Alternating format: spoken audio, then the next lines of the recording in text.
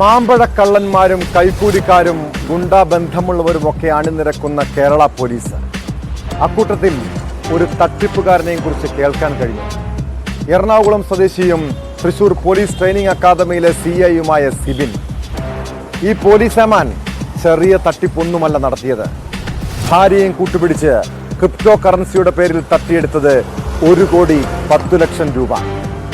ആലപ്പുഴ സ്വദേശിയായ യുവ സംരംഭകൻ ഷൈൻ പരാതി നൽകിയിട്ടും പോലീസ് കേസ് ഒതുക്കാൻ ശ്രമിച്ചു. പിന്നീട് കോടതി നിർദ്ദേശപ്രകാരം കേസെടുത്തെങ്കിലും നടപടി ഒന്നും ഉണ്ടായില്ല. കൃത്യമായ തെളിവുണ്ടായിട്ടും എന്തുകൊണ്ടാണ്, ആരാണ് ഇയാളെ സംരക്ഷിക്കുന്നത്? എന്തുകൊണ്ടാണ് വകുപ്പ് തല നടപടി പോലും സ്വീകരിക്കാത്തത്?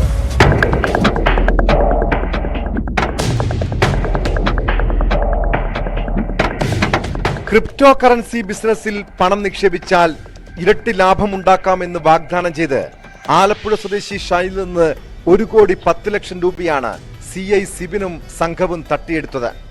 കഴിഞ്ഞ ഒക്ടോബർ മുതൽ വിവിധ കാലയളവിലായി സിബിന്റെയും ഭാര്യയുടെയും ബാങ്ക് അക്കൗണ്ടിലേക്ക് പണം നിക്ഷേപിക്കുകയായിരുന്നു.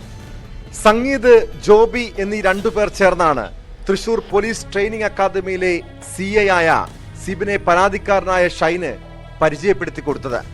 സിനിമാ മേഖലയിലെ ഉൾപ്പെടെ നിരവധി പ്രമുഖർക്ക് ക്രിപ്റ്റോ കറൻസി ഇടപാടിലൂടെ ലക്ഷങ്ങൾ ലാഭമുണ്ടാക്കി കൊടുത്തിട്ടുണ്ടെന്ന് അവർ പറഞ്ഞ് വിശ്വസിപ്പിച്ചു. അതിന്റെ തെളിവുകളും അവർ ഷൈനെ കാണിച്ചു. അങ്ങനെയാണ് ആലപ്പുഴയിൽ ആയുർവേദ ആശുപത്രി നടത്തുന്ന ഈ യുവാവ് കെണിയിൽ വീണത്. അതിന്റെ അടിസ്ഥാനത്തിൽ 10,00,000 രൂപ സിബിന്റെ അക്കൗണ്ടിലേക്കും ബാക്കി 1 കോടി രൂപ ഭാര്യ നയനയുടെ അക്കൗണ്ടിലേക്കും ട്രാൻസ്ഫർ ചെയ്തു. 15 ദിവസം കൂടുമ്പോൾ മുടക്കിയ തുകയ്ക്ക് തുല്യമായ പണം ലാഭം നൽകാം എന്നായിരുന്നു അവർ പറഞ്ഞത്. എന്നാൽ ലാഭം ലഭിക്കുകയോ വാങ്ങിയ പണം തിരികെ നൽകുകയോ ചെയ്തില്ലെന്ന് പരാതിക്കാരൻ പറയുന്നു. ബിറ്റ്കോയിൻ ട്രേഡിംഗ് ആണ് അവരുടെ ബിസിനസ് എന്ന് എന്നോട് പറയുകയും അതിലേക്ക് ഇൻവെസ്റ്റ് ചെയ്താൽ 15 ദിവസം കൂടുമ്പോൾ നല്ലൊരു പ്രോഫിറ്റ് തരാമെന്ന് വാഗ്ദാനങ്ങളും കുറേ ഡോക്യുമെന്റുകളൊക്കെ അവരെന്നെ കാണിച്ചു, മറ്റു പലർക്കും ചെയ്തു കൊടുത്തായിട്ട്.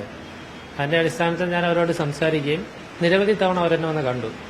ആദ്യമൊക്കെ ഞാൻ ഒഴിവാക്കാൻ ശ്രമിച്ചു. പിന്നീട് അവർ കൂടുതൽ നമ്മളെ മോട്ടിവേറ്റ് ചെയ്യാറുണ്ട്. ഇതിങ്ങനെ ചെയ്ത് കഴിഞ്ഞാൽ ഇത്ര എമൗണ്ട് ലാഭം കിട്ടും, വലിയൊരു ലാഭം കിട്ടും, 6 മാസക്കാലം തുടർച്ചയായി ബിസിനസ് ചെയ്യാം, അതിലൂടെ നിങ്ങൾക്കുള്ള സാമ്പത്തിക ബുദ്ധിമുട്ടുകളും പ്രയാസങ്ങളും എല്ലാം മാറ്റിയെടുക്കാൻ പറ്റുമെന്ന് എന്നോട് പറഞ്ഞതിന്റെ അടിസ്ഥാനത്തിൽ ഞാൻ എൻ്റെ ഒരു സുഹൃത്ത് വഴി ഡൽഹിയിലുള്ള ഒരു VIP-യുടെ കുറച്ച് പണം വാങ്ങി, 1,10,00,000 രൂപ വാങ്ങി 10,00,000 രൂപ സിബിൻ സാറിന്റെ അക്കൗണ്ടിലേക്കും ബാക്കി വരുന്ന അദ്ദേഹത്തിന്റെ വൈഫായ നയനയുടെ അക്കൗണ്ടിലേക്കും ട്രാൻസ്ഫർ ചെയ്ത് കൊടുത്തു. ടോട്ടൽ 1,10,00,000 രൂപ ട്രാൻസ്ഫർ ചെയ്ത് കൊടുത്തു.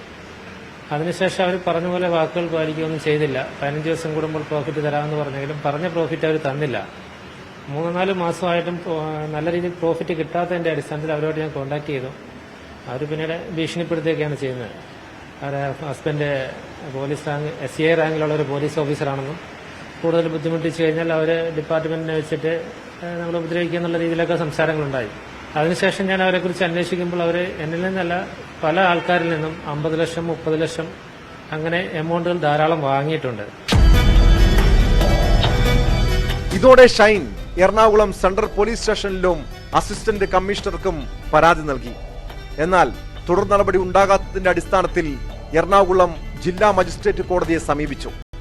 പിന്നാലെ ബഡ്സ് ആക്ട് ഉൾപ്പെടുത്തി കേസെടുക്കാൻ എളമക്കര പോലീസിന് കോടതി നിർദ്ദേശം നൽകുകയായിരുന്നു. CI സിബിനും ഭാര്യ നയനയും ഉൾപ്പെടെ 4 പേരാണ് കേസിലെ പ്രതികൾ.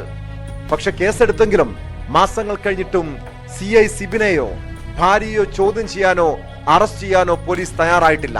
കോടതി ഉത്തരവ് വന്നിട്ടും 1 മാസക്കാലമായിട്ടും ഒരു FIR ഇടുകയോ മറ്റുള്ള കാര്യങ്ങളോ ചെയ്യാത്തതിന്റെ അടിസ്ഥാനത്തിൽ നമ്മൾ അഡ്വക്കേറ്റ് ത്രൂ വീണ്ടും കോൺടാക്ട് ചെയ്തു. ആ സമയത്ത് നേരത്തെ ഇരുന്ന പോലീസ് ഓഫീസർ CI റാങ്കിലുള്ള ഓഫീസർ മാറുകയും പുതിയ പോലീസ് CI ചാർജ് എടുക്കുകയും ചെയ്തു. അപ്പോൾ അറിഞ്ഞത് അവര് FIR ഇട്ടു, എന്നാൽ ഇതിനകത്ത് ബഡ്സ് ആക്ട് ഉൾപ്പെടുത്തണമെന്ന് കോടതി പറഞ്ഞിരുന്നു. അത് ഒഴിവാക്കിയായിരുന്നു അവർ FIR ഇട്ടത്. വീണ്ടും അന്വേഷണ ഉദ്യോഗസ്ഥനെ കണ്ടപ്പോൾ അവർക്ക് ഒരു തെറ്റ് പറ്റിയതാണ്, വീണ്ടും അഡീഷണൽ FIR ഇടാമെന്ന് പറഞ്ഞ് വീണ്ടും ബഡ്സ് ആക്ട് പ്രകാരം ഒരു FIR ഇട്ട് അവർ കോടതിയെ സമർപ്പിക്കുകയും ചെയ്തു. എന്നാൽ പിന്നെ തുടർ നടപടികളൊന്നും ഉണ്ടായില്ല. ഇവരെ വിളിപ്പിക്കുകയോ അവരെ അന്വേഷിക്കുകയോ കാര്യങ്ങളൊന്നും ഉണ്ടായില്ല. വീണ്ടും 1 മാസത്തിന് ശേഷം നടപടിയൊന്നും ഉണ്ടാകാത്തതിന്റെ ഭാഗമായിട്ട് ഞാൻ എളമക്കര പോലീസ് സ്റ്റേഷനിലെത്തുകയും അന്നിരുന്ന CIയോട് സംസാരിക്കുകയും ചെയ്തു. അദ്ദേഹം പക്ഷേ എന്നോട് ഇച്ചിരി കയർത്തൊക്കെയാണ് സംസാരിച്ചത്. തുടർന്ന് മുഖ്യമന്ത്രിക്കും DGPക്കും കൊച്ചി സിറ്റി പോലീസ് കമ്മീഷണർക്കും ഷൈൻ പരാതി നൽകിയതോടെ കേസ് ഇപ്പോൾ ജില്ലാ ക്രൈംബ്രാഞ്ചിന് കൈമാറിയിട്ടുണ്ട്. അന്വേഷണം ഏറ്റെടുത്ത ക്രൈംബ്രാഞ്ച് വിവരശേഖരണം ആരംഭിച്ചെങ്കിലും മറ്റ് നടപടികളിലേക്ക് കടന്നിട്ടില്ല. മാത്രമല്ല, ആരോപണ വിധേയനായ ഉദ്യോഗസ്ഥൻ ഇപ്പോൾ സർവീസിൽ തുടരുന്നുമുണ്ട്. സമാനമായ രീതിയിൽ കൂടുതൽ പേർ ഇവരുടെ തട്ടിപ്പിന് ഇരകളായിട്ടുണ്ടോ എന്നും പരിശോധിക്കേണ്ടതാണ്.